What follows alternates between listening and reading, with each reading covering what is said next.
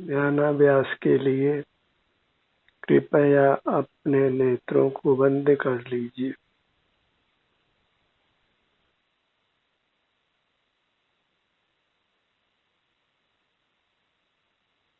अपनी दृष्टि को बाहर के जगत से हटाइए। जब तक बाहर का जगत आपकी दृष्टि में रहेगा, आपको आकुलता बनी रहेगी। आपको यथार्थ विश्राम नहीं मिलेगा, सुख का अनुभव नहीं होगा। सुखी होने की ये प्राथमिक शर्त है कि हम अपनी दृष्टि को बाह्य जगत से हटाएं। बाह्य जगत को विषय नहीं बनाएं। बाह्य जगत को विषय बनाना ही दुख का कारण है, आकुलता का कारण है, हमारे अस्वस्थ रहने का कारण है।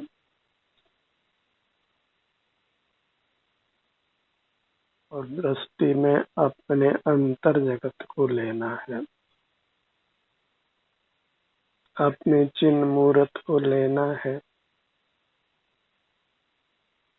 दो ही काम है, बाहर के जगत को दृष्टि में नहीं लेना, उसका विस्मरण करना, और अंतर जगत को अर्थात अपने स्वरूप को, अपनी आभ्यंतर मूर्त काया को दृष्टि में लेना। उसकी सुख दुख रूप अवस्था है, उसी का अनुभव करना। इस प्रकार अस्ति नास्ति से यह सुख का मार्ग है। बाह्य जगत और अंतर जगत का भेद ज्ञान करिए। बहिर्मुखता ही हमें आकुलता प्रदान करती है और अंतर्मुखता ही हमको निराकुल करती है। भले ही हम अनादि से बहिर्मुख रहे हों, बाह्य जगत को अपनी दृष्टि में बसाया हो, लेकिन ये सुख का मार्ग नहीं है। और ये सुख का मार्ग होता तो हम अभी दुखों से जूझ नहीं रहे होते, जन्म मरण की प्रक्रिया से अपने आप को पार कर लिया होता। क्षुधा त्रसा रोग आदि नाना दुख बने ही रहते हैं, और इन सब दुखों से बचने के लिए बाह्य जगत से सब प्रकार के संबंध को तोड़ना है। ये संबंध बनते हैं और बिगड़ते हैं, इसलिए ये सब कल्पना मात्र है। इसी को मोह की माया कहते हैं, माया जाल कहते हैं, जिसमें फंसा हुआ जीव अंतर्दृष्टि नहीं कर पाता है, अपने स्वयं के उत्तम सुख को नहीं भोग पाता है। सुख से बना हुआ ये जीव पदार्थ अपने सन्मुख नहीं रहकर और जगत के सन्मुख रहकर नाना दुखों को भोगता है और असह्य दुखों को पाता है। अपने ध्यान को अपने सिर के भाग पर लाइए।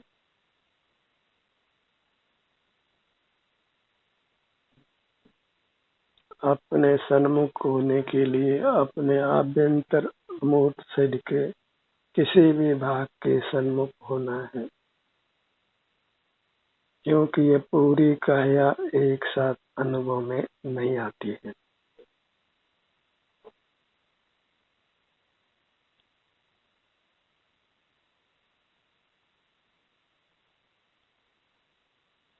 ललाट के भाग पर आइए।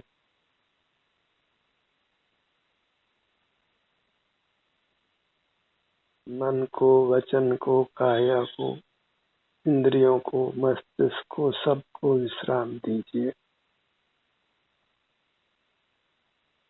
केवल अपने सन्मुख रहने का ही यत्न कीजिए।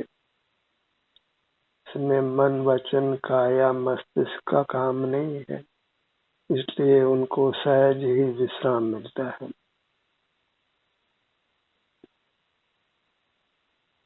और हम अपने सुख समुद्र के सन्मुख होते हैं।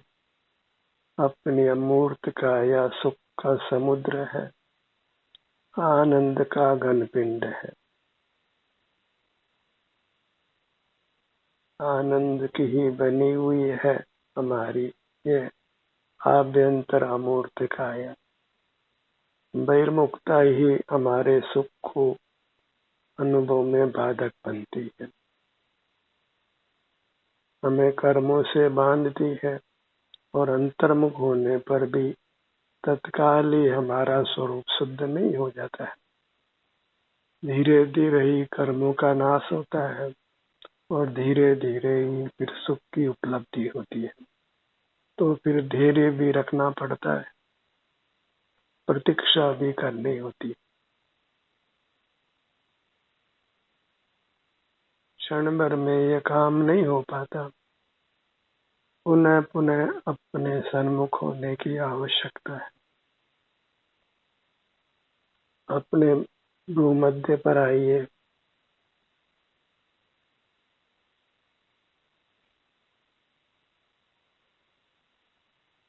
जो भी परमात्मा हुए हैं उन्होंने जगत से नाता तोड़ा है और स्वयं से नाता जोड़ा है, और एक भी अपवाद नहीं है।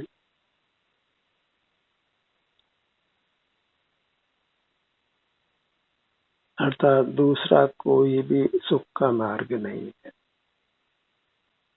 पराधीनता में, परावलंबन में सुख नहीं है, स्वाधीनता में, स्वावलंबन में ही सुख है।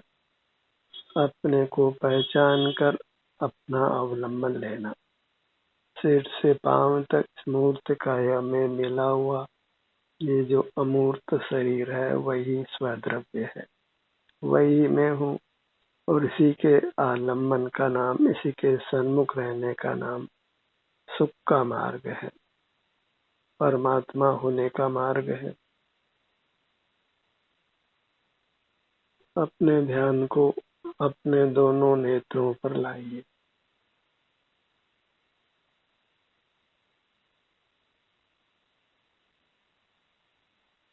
हर भाग में जो भी संवेदना उपलब्ध है वह आपकी अवस्था है, वह आप हैं। तो अपने को स्वीकार करिए। अपनी स्वीकृति का नाम सुख का मार्ग है और पर की स्वीकृति का नाम संसार मार्ग।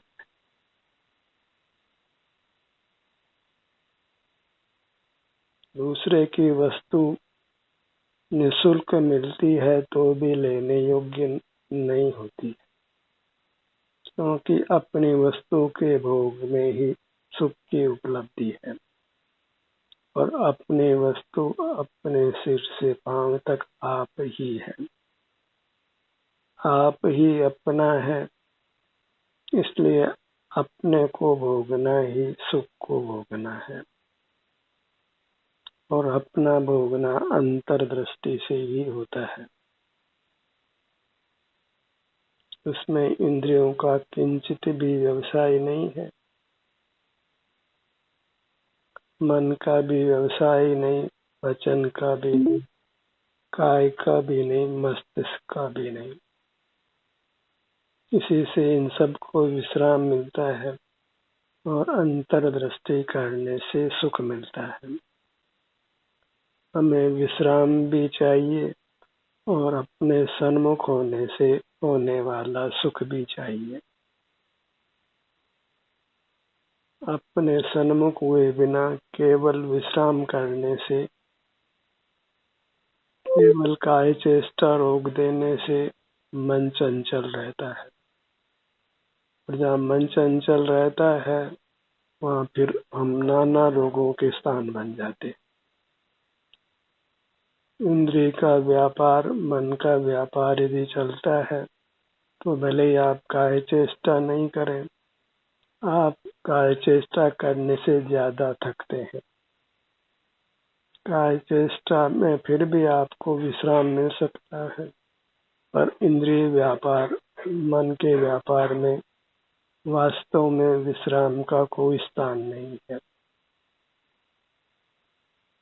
अपने ध्यान को अपने दोनों कानों के भाग पर लाइए। बायां कान, दायां कान।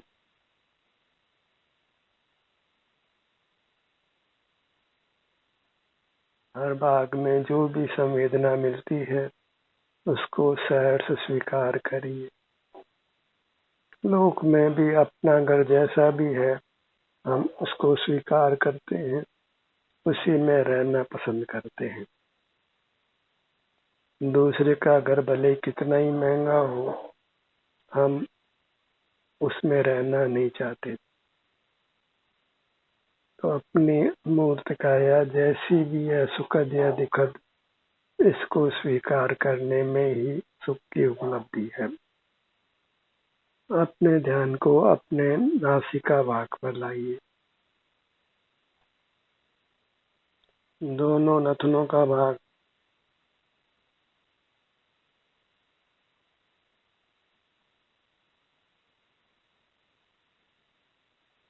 नासाग्र दृष्टि,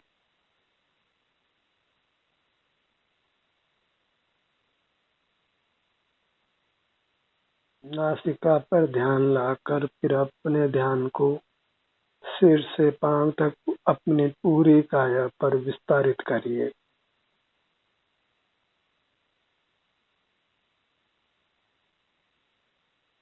किसी भी एक भाग पर आकर फिर हम अपने ध्यान को अपनी पूरी काया पर विस्तारित कर सकते हैं।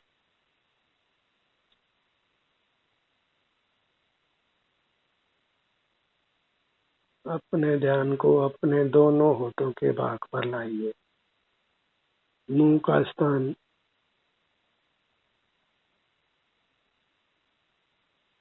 अपना कर्तव्य बस अपना मुख अपनी ओर करना है। संवेदना जो भी मिलती है वह बद्ध कर्म के उदय और क्षय के अनुसार मिलती है। उसमें वास्तव में अभी हमारा कोई साक्षात अधिकार नहीं है।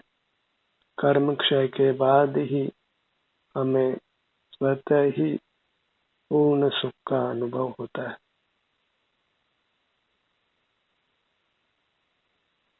उसके पहले कर्मोदय से हमारा सुख बाधित होता है और उस स्थिति को हमने स्वीकार करना है, क्योंकि कर्म का बंधन भी हमारे द्वारा ही किया गया है। उसके लिए अन्य कोई जिम्मेदार नहीं है। पराश्रय से हुआ कर्म बंधन स्वाश्रय से ही छूटता है। पराश्रय से कर्म के उदय से हुआ दुख पराश्रय के द्वारा मेटा जाना योग्य नहीं। स्वाश्रय से ही कर्म के बंधन को मिटाकर अपने को दुखों से मुक्त करना चाहिए। अपने ध्यान को अपने मुख के भीतर लाइए।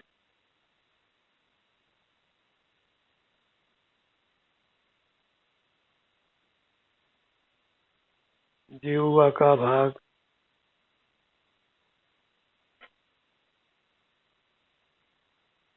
ऊपर तालू का भाग,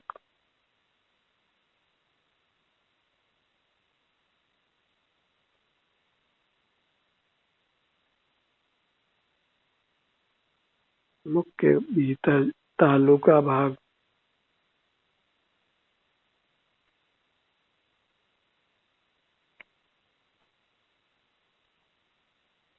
अपने ध्यान को अपने ठुड्डी के भाग पर लाइए। पूरा मुखमंडल ठुड्डी से सिर तक, बाएं कान से दाएं कान तक, नासिका से पीछे तक हमारी अमूर्त काया भी हमारे संवेदन गोचर होती है। हम केवल अमूर्त ही नहीं हैं, सुख स्वभावी भी है। इसलिए हमारे भीतर सुख की कोई अवस्था अवश्य घटती है।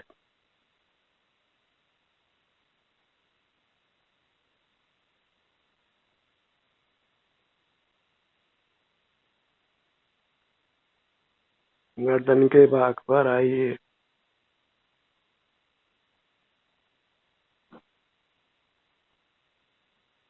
नास्ति से हम अमूर्त हैं और अस्ति से हम सुख स्वभावी हैं। तो अपनी तलाश मूर्त में नहीं करना है, अर्थात अपने को मूर्त स्वीकार नहीं करना है और फिर अपने को सुख स्वभावी स्वीकार करना है। जितने क्षेत्र में हमें सुख दुख होता है हमारे भीतर, उतना ही हमारा विस्तार है।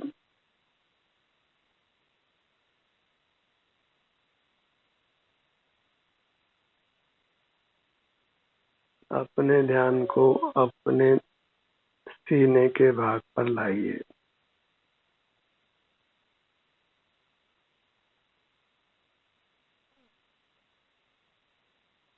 और परिचय में नहीं रहना है, अपने सन्मुख होना ही अपने परिचय में रहना है और अपना परिचय ही हमको आनंद देता है।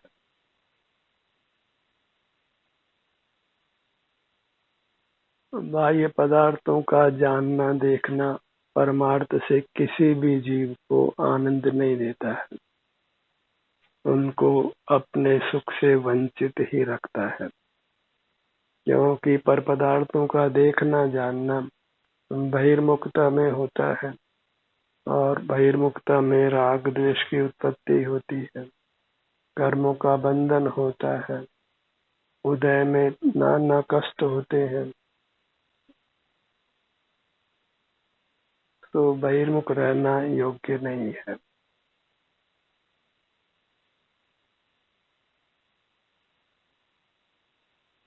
सीने के मध्य भाग में आइए।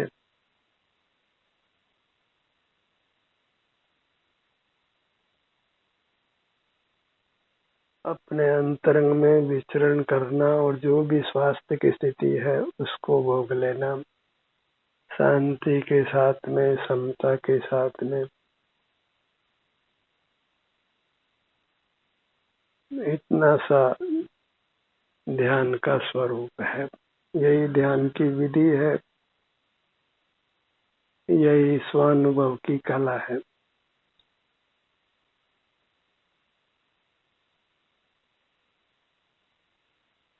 अपने ध्यान को अपने पेट के भाग पर लाइए।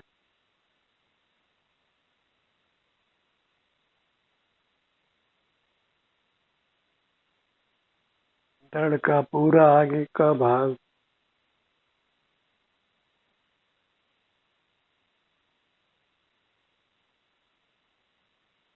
अब अपने ध्यान को अपने पीठ के भाग पर लाइए।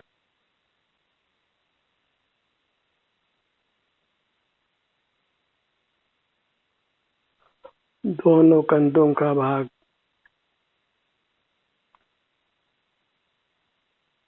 देखा जाए तो ये ध्यान की विधि अत्यंत सुगम है। बस बहिर्मुख रहकर ही हम इस ध्यान की विधि से वंचित रहते हैं। तो बहिर्मुखता ही हमारे ध्यान में बाधक होती है, कहो तो मोक्ष मार्ग में बाधक होती है।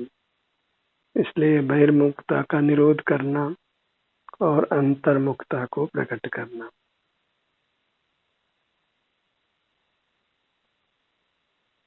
अपने ध्यान को अपनी दाहिनी भुजा पर लाइए।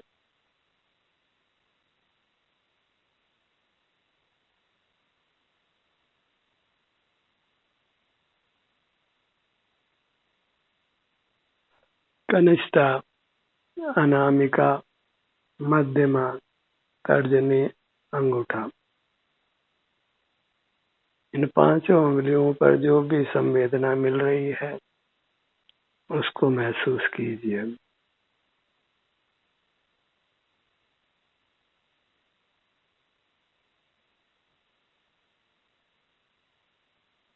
दाहिने हाथ की पांचों उंगलियों का अग्रभाग,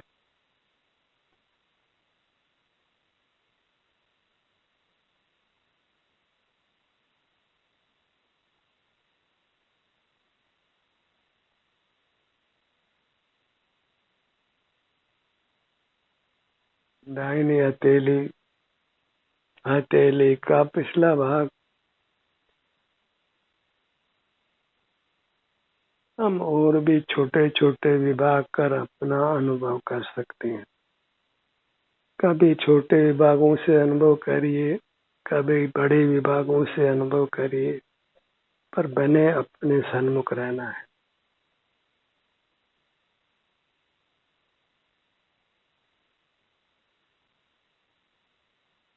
मछली समुद्र में पानी में एक जगह तैरे, धीरे धीरे तैरे की तेजी से तैरे, पर उसको रहना पानी में है, उसी से उसका जीवन है, बाहर आने से ही उसकी मृत्यु है।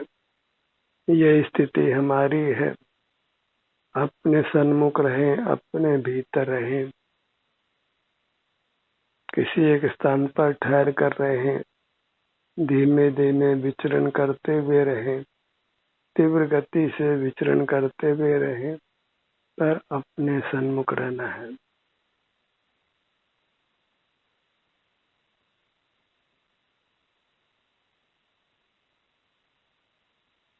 दाहिने हाथ की कलाई पर आइए। कलाई से कोहनी तक का भाग, कोहनी का भाग, कोहनी से कंधे तक का भाग, जो भी आराम वेदना की स्थिति है उसको लक्ष्य में लीजिए। इसी प्रकार आप अंतर्मुख रहते हैं, अपने आप को इंद्रिय ज्ञान और मन के व्यापार से बचाते हैं। और मन इंद्रियों का निरोध करने से ही राग का प्रसार रुक जाता है और हमारा सहज सुख हमारे अनुभव में आने लगता है।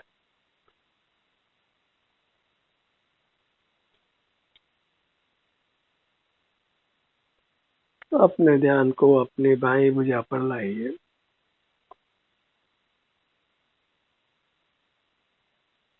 कनिष्ठा, अनामिका,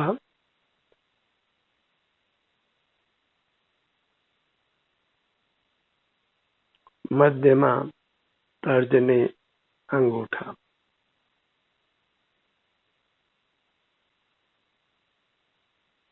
चारों उंगलियों के 3 विभाग करके वहाँ अलग अलग ध्यान लगा सकते हैं। अंगूठे के 2 विभाग करके अपना ध्यान लगा सकते हैं। मनुष्य के शरीर में 206 हड्डियां हैं, उतने विभाग करके आप अपना ध्यान कर सकते हैं। बाएं हाथ की हथेली,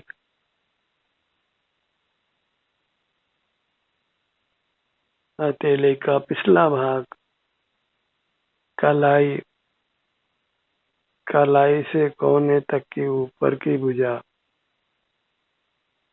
कोहनी, कोहनी से ऊपर कंधे तक की भुजा,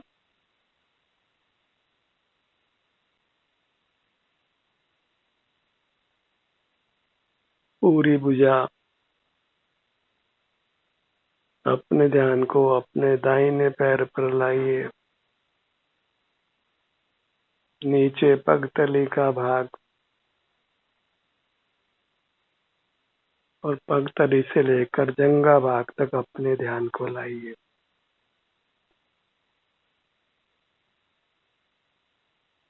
अपने ध्यान को अपने बाएं पांव पर लाइए। पगतली से लेकर जंघा भाग तक।